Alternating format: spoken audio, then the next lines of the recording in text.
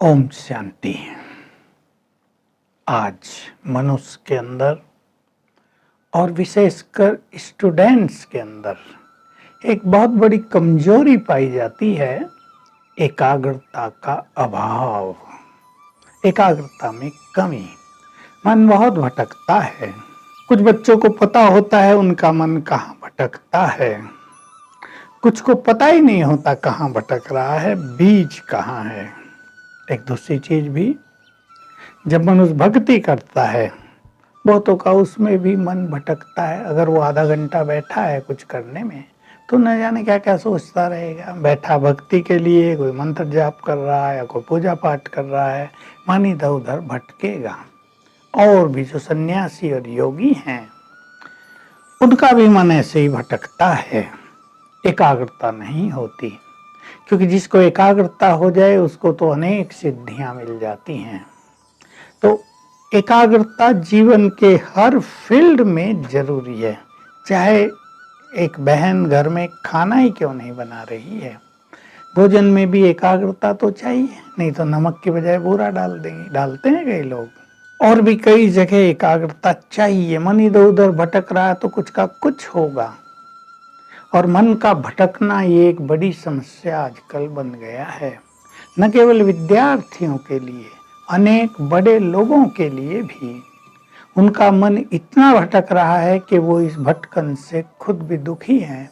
उनका चित्त शांत नहीं रहता, स्वप्न भी बहुत सारे आते हैं। तो श्रीमद् भगवत गीता के दूसरे अध्याय के अंतिम बहुत सारे श्लोकों में 15-16 श्लोक हैं ऐसे, जिनमें स्थिर बुद्धि का वर्णन है बहुत ज्यादा। हम उसकी चर्चा आपके समक्ष करना चाहते हैं। देखिए, लोग समझते हैं कि गीता एक ऐसा धर्म ग्रंथ है जो केवल सन्यासियों के लिए है या जिसको पढ़ के वैराग्य आ जाएगा। ये भी होता है, परंतु इसको जानने से स्थिर बुद्धि भी हो जाएंगे। स्थित प्रज्ञ कहते हैं उसको, स्थिर प्रज्ञा माना बुद्धि। तो चाहे साधना के मार्ग में मनुष्य हो, चाहे स्टडी के फील्ड में हो। देखो, जो स्टडी भी कर रहे हैं बच्चे, पीएचडी कर रहे हैं, एमफिल करते हैं या एमबीए करते हैं, उनको कितना एकाग्र होने की जरूरत होती है। लेकिन मन यदि भटकता रहता है तो एकाग्रता हो नहीं पाती, और उस कारण फिर ब्रेन पर प्रेशर बहुत पड़ता है।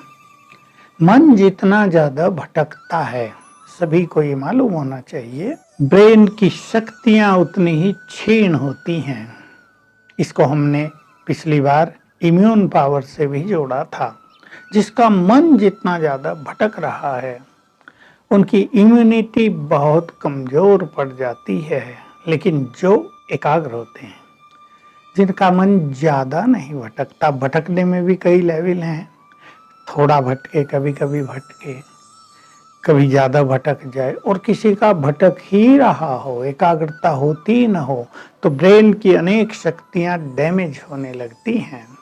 और जब ब्रेन कमजोर हो जाए तो हर चीज प्रेशर डालती है, और प्रेशर डालने से क्रोध, इरिटेशन पैदा होता है। तो आज हम गीता के इस अध्याय के कुछ श्लोकों को कोट करते हुए, मैं श्लोकों का नाम नहीं लूंगा, ना संस्कृत में श्लोक आपको सुनाऊंगा, क्योंकि उससे कोई फायदा नहीं। हमें उसके मीनिंग को समझना है, उससे हमें लाभ उठाना है। तो एक बहुत सूक्ष्म चीज, कुछ चीज इसमें योगियों के लिए हैं, जो ज्ञान प्राप्त कर रहे हैं, जो राजयोग कर रहे हैं, कुछ चीजें उनके लिए हैं, और कुछ चीजें जो स्टूडेंट्स हैं, जो पढ़ाई में हैं या काम धंधों में हैं, अच्छे पदों पर हैं, उनके लिए भी है। एकाग्र होना बहुत जरूरी होती है। मान लो एक जज ही है, अब कोर्ट में कार्रवाई चल रही है, दो वकील आपस में बहस कर रहे हैं, जज को कितना एकाग्र होना पड़ेगा। अगर उसका मन भटकने लगे तो कुछ का कुछ सुनेगा, बहुत चीजें मिस हो जाएंगी, डिसीजन में गड़बड़ हो सकती है।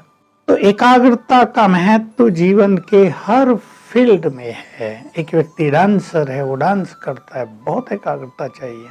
म्यूजिशियन को तो बहुत एकाग्रता चाहिए, और गायन करने वालों को तो संपूर्ण एकाग्रता चाहिए। जो 3 फील्ड हैं हमारे, इनमें एकाग्रता का बहुत ज्यादा महत्व है। एकाग्र चित्त होने के बाद मनुष्य को सफलता भी मिलती है, इसलिए उसकी प्रसन्नता भी बहुत बढ़ जाती है। तो मैं पहली चीज पे ध्यान दिलाता हूँ आपका, जो गीता में सबसे पहला श्लोक जिसमें ये वर्णन आया है, जो मनुष्य, जो पुरुष, वहां शब्द है पुरुष का, पुरुष में स्त्री और पुरुष दोनों आ जाते हैं। पुरुष यहाँ आत्मा को कहा जाता है और परम पुरुष परमात्मा को। तो जो पुरुष आत्मा में ही संतुष्ट रहता है वो स्थिर बुद्धि है। देखिए, एक ही लाइन में बड़े भारी राज आ गए। मनुष्य आत्मसंतुष्टि के लिए चारों ओर भाग दौड़ कर रहा है। कोई सोच रहा है इतना धन हो जाए तो हम संतुष्ट हो जाएं, कोई सोच रहा है ये क्लियर हो जाए, ये एग्जाम, ये कंपटीशन, तो हम संतुष्ट हो जाएं, कोई सोच रहा है ये पद मिल जाए तो हम संतुष्ट हो जाएं, ये वस्तु मिल जाए तो हम संतुष्ट हो जाएं। संतुष्टता को अपने से बाहर निकलकर मनुष्य खोज रहा है, होती नहीं है। कई लोगों ने कह दिया जलेबी खाने की इच्छा हो रही है, जलेबी खा लो, मन तृप्त हो जाएगा, इच्छा खत्म हो जाएगी। पर इच्छाएं खत्म नहीं होती, वासनाएं और बढ़ती हैं भोग करने से। तो आत्मा में ही जो आत्मा संतुष्ट रहे, इसका अर्थ केवल योगी ही समझ सकते हैं। अर्थात जब हम अपने आत्मिक स्वरूप पर स्थिर हो जाते हैं, तब उससे जो सुख, शांति, खुशी मिलती है, अतीन्द्रिय सुख मिलता है, उसमें आत्मा तृप्त हो जाती है। अगर किसी को आत्मिक स्थिति में स्थित होने के बाद बहुत ईश्वरीय सुख मिल गया, परमानंद की अनुभूति हो गई, तो उसका मन फिर बाह्यमुखी नहीं होता, वो बाहर की ओर नहीं भटकता। कुछ पाकर संतुष्टि हो नहीं हो तो उसके अंदर से तो आवाज आती है, पाना था सो पा लिया। परमात्मा अनुभूतियां उसे पूर्ण रूप से संतुष्ट कर देती हैं। तो हमें आत्मिक स्वरूप में स्थित होकर स्वयं को संतुष्ट कर लेना है। ये एक सुंदर विधि जिसका अभ्यास आप अपने घर में कर सकते हैं। आप विद्यार्थी हैं, गृहिणी हैं, आप अधिकारी हैं, डायरेक्टर हैं, आप बिजनेसमैन हैं, आप बीमार हैं, आपके पास सवेरे का समय है। देखिए, ये अभ्यास करने के लिए हमें थोड़ा ब्रह्म मुहूर्त में उठना ही पड़ता है। यद्यपि अभ्यास दिन में भी किए जा सकते हैं, लेकिन सवेरे का ये अभ्यास परम सुख देने वाला है, बहुत आत्मसंतुष्टि देने वाला है। तो सवेरे उठकर आप बहुत अच्छा अभ्यास किया करें अपनी एकाग्रता को बढ़ाने के लिए। आत्मा दोनों भ्रकुटियों के मध्य में रहती है। आत्मा ज्योति स्वरूप है, सूक्ष्म है, आंखों से नहीं देखी जा सकती, पॉइंट ऑफ एनर्जी है, बहुत सूक्ष्म है, इसलिए बहुत पावरफुल है। आत्मा से एनर्जी चारों ओर फैलती रहती है। तो हम ऐसा एक विजन बनाएं, मैं आत्मा यहाँ अंदर हूँ और मुझसे रंग बिरंगी किरणें चारों ओर फैल रही हैं। मैं सूक्ष्म हूँ, अपने को देखें अंदर। एक तो संकल्प कर दें, मैं पीसफुल हूँ, प्योर हूँ, शक्तिशाली हूँ। हम आपको ये बातें रोज बता रहे हैं क्योंकि ये बातें रोज सुनने सुनाने की हैं। ये नहीं एक बार जान लेने से हम कर लेंगे, हो गया। नो, ये स्पिरिचुअल चीजें बार बार सुनने और सुनाने की हैं, तभी इसमें रस बना रहता है, तभी अभ्यास में मदद मिलती है। तो आप सवेरे उठ करिए, आत्मिक स्वरूप में स्थित होने का बहुत अच्छा अभ्यास किया करें, कई बार किया करें, कम से कम 7 बार, और अच्छे अनुभवों के लिए 21 बार। तो आप देखेंगे आपका मन कैसा शांत और संतुष्ट होता है।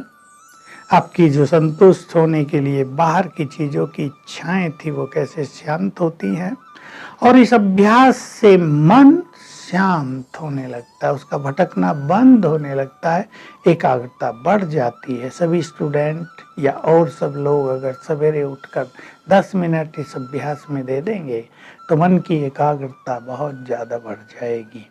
ओम शांति।